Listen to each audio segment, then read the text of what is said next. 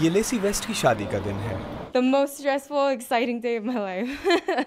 اور یہی دن 1 سال پہلے ان کی زندگی کا بدترین دن بھی بن گیا تھا. لیسی اور ان کی والدہ لاس ویگس کے ایک کانسرٹ میں گولیوں سے بچنے کے لیے بھاگ رہی تھیں.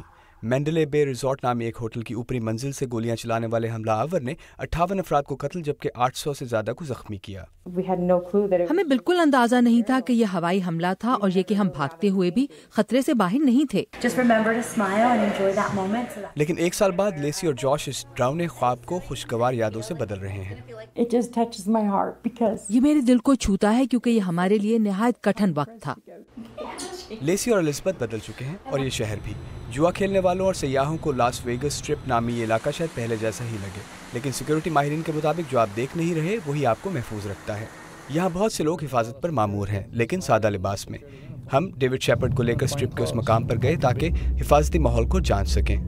اپنی فرم شروع کرنے سے پہلے وہ ونیشن نامی ہوٹل اور کسینوں میں سیکیورٹی کے معاملات کو دیکھتے تھے.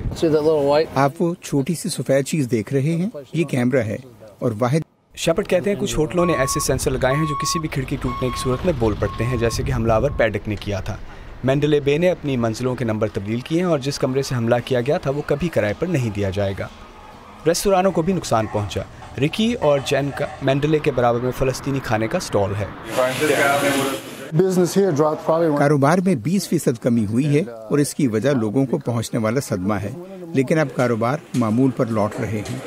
شروع میں گھاس پر رکھی گئی 58 سلیبیں اب مختلف آرٹسٹ کے بنائے گئے قتل ہونے والوں کے پورٹریٹس کے پاس رکھ دی گئی ہیں.